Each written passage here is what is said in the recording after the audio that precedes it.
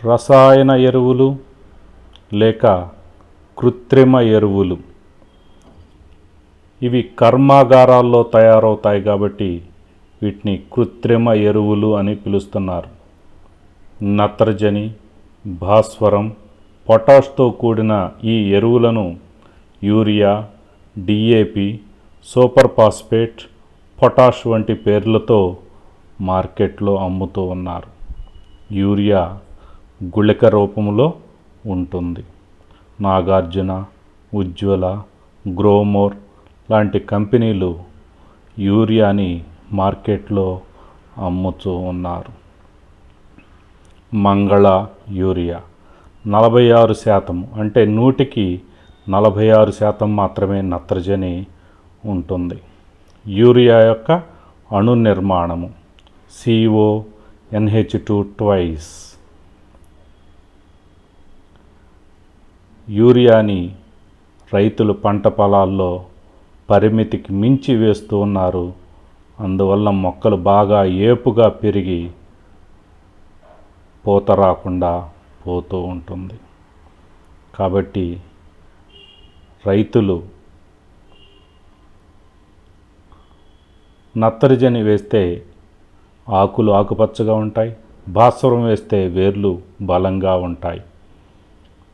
ఇది muriate of potash ఎరుపు రంగులో ఉంటుంది. మ్యూరేట్ ఆఫ్ పొటాషియం గనక వేసినట్లయితే గింజల యొక్క గట్టితనం ఎక్కువగా ఉంటుంది. భూమి లోపల గనుల్లో ఇది దొరుకుతూ ఉంటుంది. రాయి రూపంలో లభిస్తూ ఉంటుంది.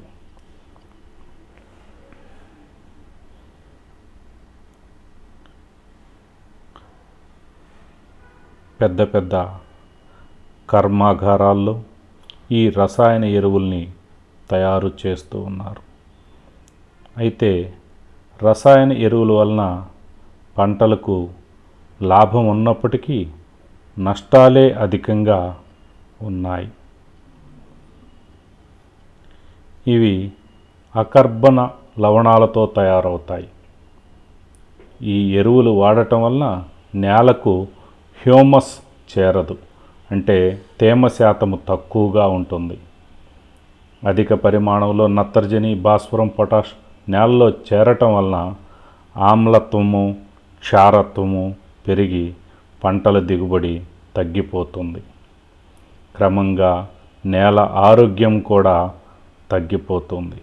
కాబట్టి రసాయన ఎరువుల్ని చాలా తక్కువ మోతాదులో పరిమితికి లోబడి వాడాల్సి ఉంటుంది. వ్యవసాయ అధికారులు సిఫార్సు మేరకే వీటిని వాడాల్సి ఉంటుంది. డిఏపి, డై అమోనియం ఫాస్ఫేట్, ఇది రేట్ ఎక్కువ. అన్ని మూలకాలు అమోనియా ఉంటుంది మరియు ఫాస్ఫేట్ కూడా ఉంటుంది. కాబట్టి మార్కెట్లో డిఏపిని ఎక్కువగా వాడుతూ ఉంటారు.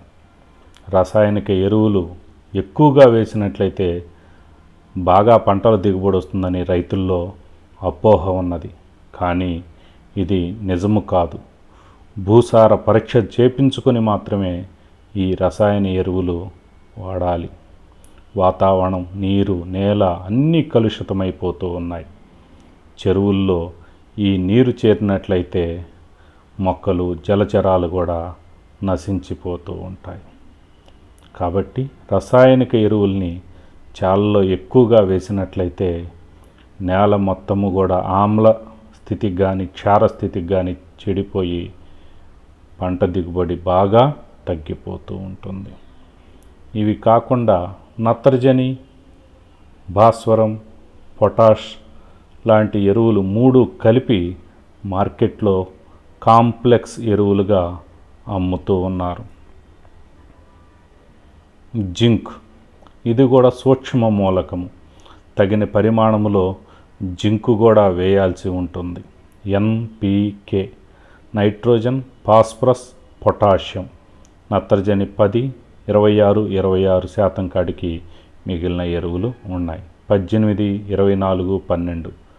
NPK అంటే మొదటి అంకె నత్రజని, రెండో అంకె భాస్వరం, మూడో అంకె పొటాషియానికి సంబంధించినటువంటిది. వీటిని కాంప్లెక్స్ ఎరువులు అంటారు.